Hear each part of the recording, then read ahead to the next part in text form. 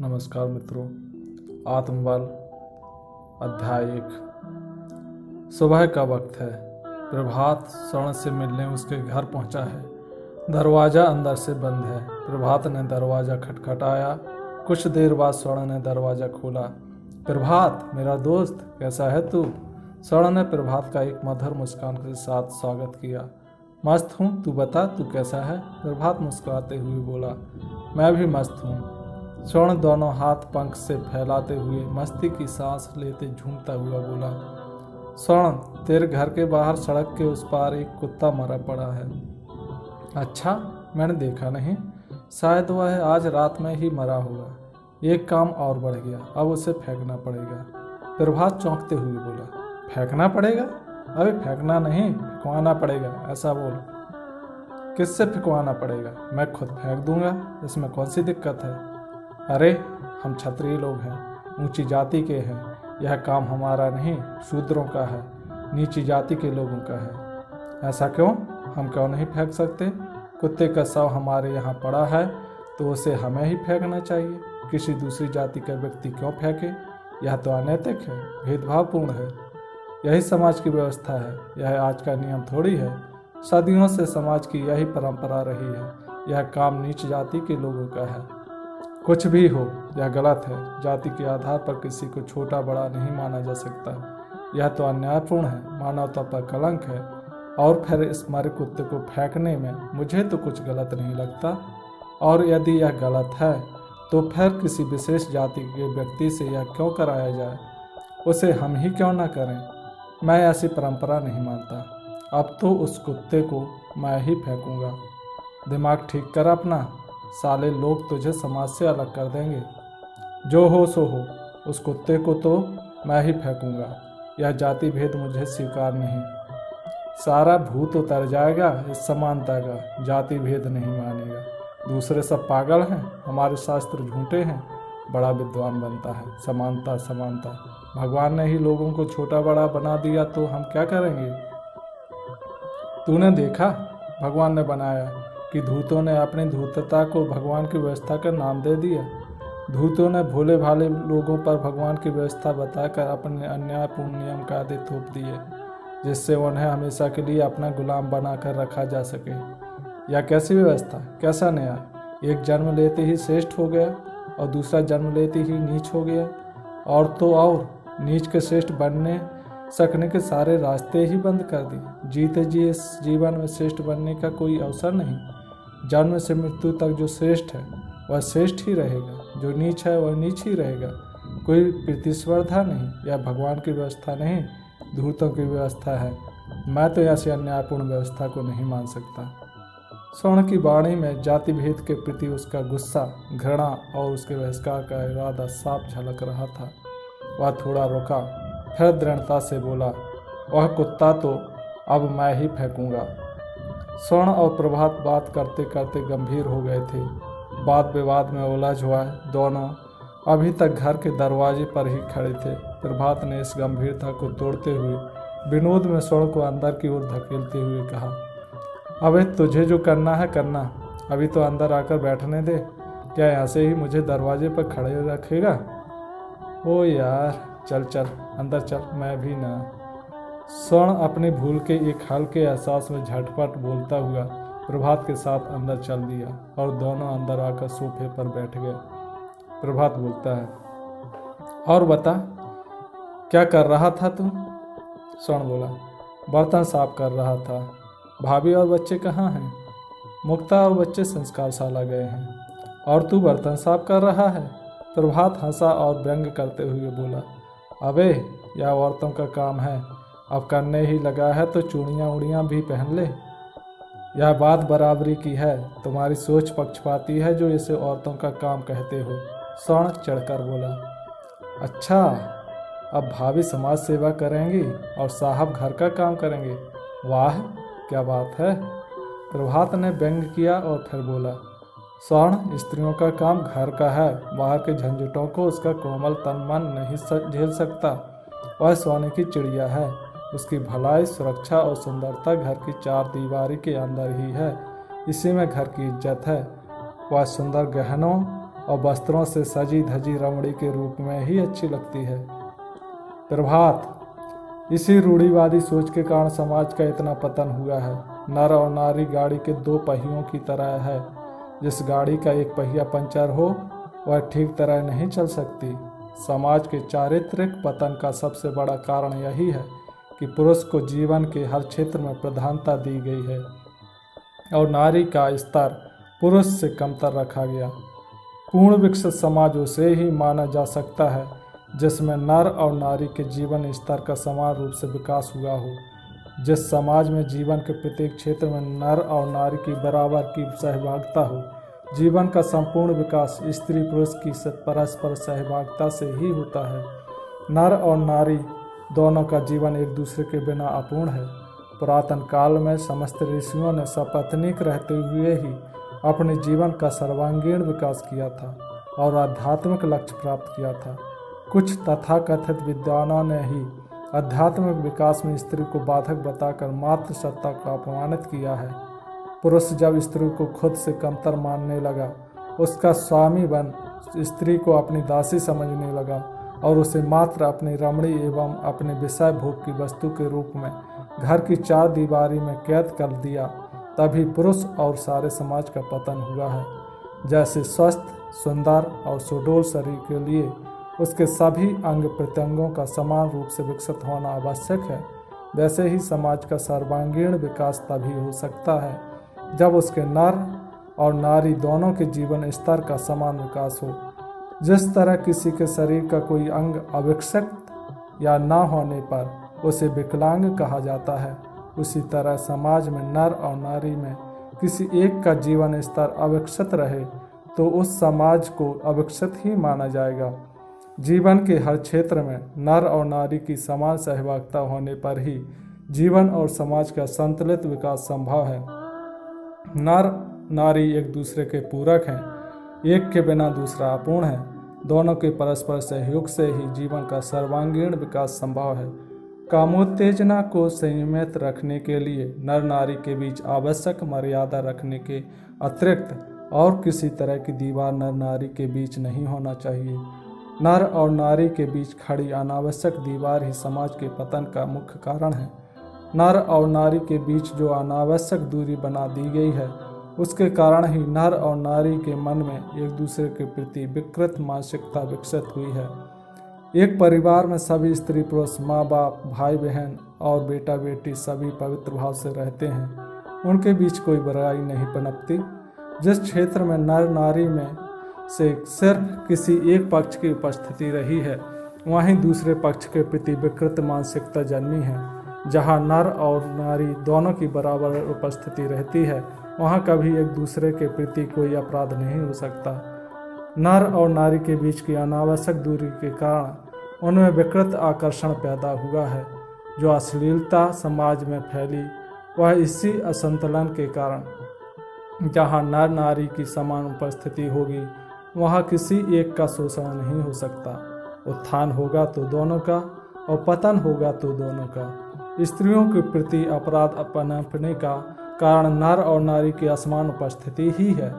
स्त्री को पुरुष से कमजोर और पुरुष के उपभोग की वस्तु मानकर उसे समाज के संकीर्ण कार्य क्षेत्र तक सीमित कर देने से उसके जीवन की यह हीन स्थिति बन गई है। यह बड़ी विडंबना है कि एक तरफ हम नारी को शक्ति के रूप में पूजते हैं और दूसरी तरफ व्यवहार में उसे अबला समझते हैं। समाज के संतुलित विकास के लिए यह आवश्यक है कि इस नारी को पुरुष से किसी भी तरह कमतर न समझा जाए, उसे जीवन के हर क्षेत्र में बराबर का भागीदार बनाया जाए।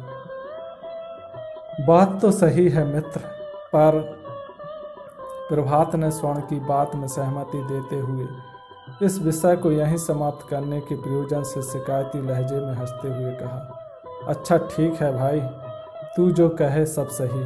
अब कुछ चाय काफ़ी पिलाएगा या? तेरा ही घर है, क्या तेरी जीजा जी की तरह आओ भगत करूं? हाँ हाँ, क्यों नहीं, क्या दोस्त जीजा से कम होता है? कभी कभार दोस्त की भी तो ठीक से खातिरदारी होनी चाहिए। चल चल जाने दे, फिर वह दोस्त कहाँ रिश्तेदार ना हो गया।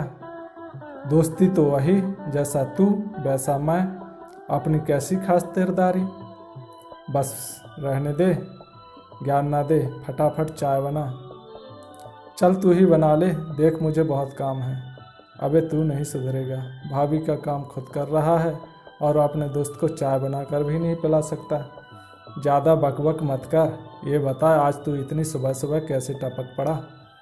कल मेरे फूफा जी की 13वीं है, उसका निमंत्रण देना था तुझे। और सुन, कल जल्दी से तैयार हो जाना। कल दिलीप, रघु, नील और नितिन हम सब साथ में चलेंगे। हाँ, वहाँ जिम्मेदारी भी हमें ही संभालनी है, इसलिए देर मत करना। मृत्यु भोज? तू जानता तो है यार, मैं मृत्यु भोज में नहीं जाता। जानता हूँ, मैं भी मृत्यु भोज को गलत मानता हूँ, पर यह मेरे फूफा जी की तरह भी हैं। हम उसमें सहयोग नहीं करेंगे तो कौन करेगा।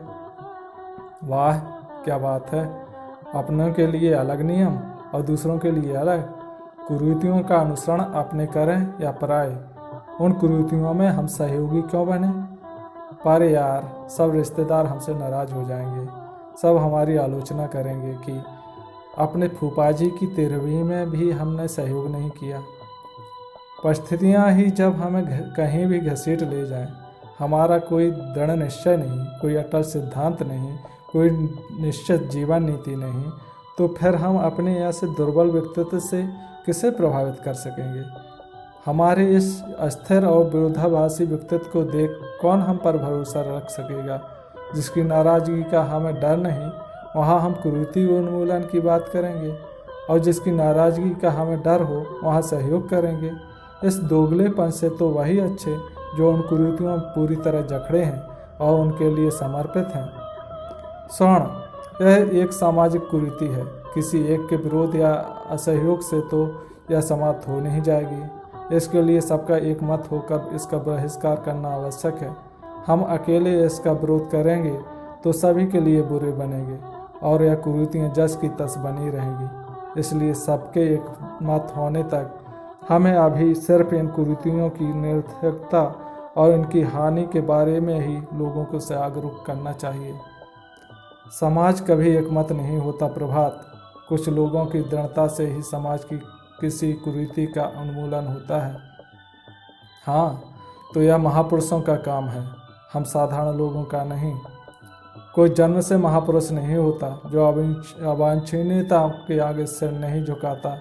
लोगों के विरोध, उपहास, उपेक्षा और असहयोग आदि सब सहते हुए बड़े से बड़ा बलिदान देकर भी जो अपने सिद्धांतों पर अटक रहता है वही महापुरुष बन जाता है। अच्छा, तो तू महापुरुष बनेगा? महापुरुष बनने न बनने की बात नहीं है। अभी तो मैं यह कह रहा हूँ कि हमें मृत्यु भोज में नहीं जाना चाहिए। इससे कुछ होने वाला नहीं, बस हम दूसरों के लिए बुरे बन जाएंगे। कितने हैं जो मृत्यु भोज को गलत कहते हैं। समाज सुधार की बड़ी बड़ी बातें करने वाले भी भीड़ों की तरह एक के पीछे एक चलते चले जाते हैं। उन कुरीतियों ने समाज को बुरी तरह जकड़ा रखा है। यही तो मैं कह रहा हूँ। जानते तो सब हैं कि मृत्यु भोज गलत है, पर उसका विरोध, उसका उन्मूलन साहसी लोगों का काम है, कारों का नहीं। कुछ व्यक्तियों का साहस ही इस कुरीति का उन्मूलन कर सकता है। गीदड़ों की तरह हुआ करने वाले, भाषण देने वाले कुछ नहीं कर सकते। समाज में अधिकांश भेड़ बकरियों की भीड़ ही रहती है, वह बस पीछे चल सकते हैं। उन्हें यदि सही रास्ते पर चलने वाला नेतृत्व मिल जाए तो वह उनके पीछे भी चलेंगे। ये सिद्धांत, ये साहस हकीकत में बहुत कठिन है स्वर्ण। सीधी सादी जिंदगी जियो, बेकार के पागलपन में ना पड़ो। समाज में हमेशा से विकृतियाँ रही हैं, कौन दूर कर सका उन्हें आज तक। कितने महापुरुष, कितने अवतार हुए, कभी समाज पूर्णतः दोषमुक्त हुआ? नहीं ना। जब वह कुछ नहीं कर सके तो हमारे करने से क्या होगा। हाँ, पर उन्हें महापुरुष और अवतार कहलाने की उपाधि भी समाज की विकृतियों के विरुद्ध उनके संघर्ष करने से ही मिली है। बेशक यह सही है कि समाज कभी पूर्णतः दोषमुक्त नहीं रह सकता, उसमें निरंतर विकृतियाँ पनपती हैं और उन्हें दूर करने की कोशिश भी सतत चलने वाली प्रक्रिया है। हम प्रतिदिन नहाते हैं, मंजन भी रोज करते हैं, रोज घर की सफाई करते हैं और समय समय पर कपड़े धोते हैं। ऐसा तो नहीं होता कि यह सब सफाई के काम हम एक बार कर लें और ज़िंदगी भर के लिए उनसे फुर्सत हो जाए। समाज सुधार की प्रक्रिया भी ऐसे ही सतत चलते रहने वाली प्रक्रिया है। यह हमें तय करना है कि हम खुद को समाज सुधारकों में शामिल करें या समाज की विकृतियों में फंसे रहने वाले लोगों में। मरी हुई मछली पानी की धारा में बहती है। जिंदा मछली पानी की धारा को चीरते हुए जलधारा के विपरीत चलती है। अपने सिद्धांत पर हमारी दृढ़ता कितनी है, उसकी परीक्षा विपरीत परिस्थितियों से हमारे जूझने से ही होती है। अपने सिद्धांतों पर हमारी दृढ़ता को देखकर ही तो दूसरे लोग हम पर भरोसा करते हैं और हमारे साथ चलने के लिए तैयार होते हैं। जो समाज की विकृतियों में बहते चले जाते हैं और जिंदगी की लाश ढो रहे हैं, हम उनमें खुद को क्यों शामिल करें? समाज की विकृतियों ने नहीं जकड़ा प्रभात, समाज ने, हमने उन विकृतियों को जकड़ रखा है। यदि हम उन विकृतियों को जानते हैं तो उसमें क्यों फंसें? एक एक व्यक्ति विकृतियों के जाल से खुद को मुक्त कर ले तो एक दिन हमारा सारा समाज उन विकृतियों से मुक्त हो जाएगा। दूसरा फंसा है तो हम भी उसी में फंसे रहेंगे। दूसरे खाई में गिरते हैं तो हम भी खाई में गिरेंगे। यह कौन सी जीवन नीति है? स्वर्ण और प्रभात की हास्य विनोद भरी बातचीत गंभीर सत्यान्वेषी संवाद में बदल गई थी। दोनों के इस संयमित गंभीर संवाद को तोड़ते हुए बाहर से किसी बच्चे की आवाज़ आई, पापा पापा पापा पापा। यह प्रभात की 4 या 5 साल की बच्ची दिव्या है। वह सीधे दरवाज़ा खोलती है, दौड़ते हुए प्रभात के पास आकर उसका हाथ पकड़ खींचते हुए बोली, चलो पापा चलो, मामा जी आए हैं, जल्दी चलो। अरे मेरी प्यारी बिटिया, थोड़ी सांस तो ले ले, चलता हूँ अभी, पहले चाचू को नमस्ते बोलो। प्रभात ने बच्ची को दुलारते हुए कहा। नमस्ते चाचू।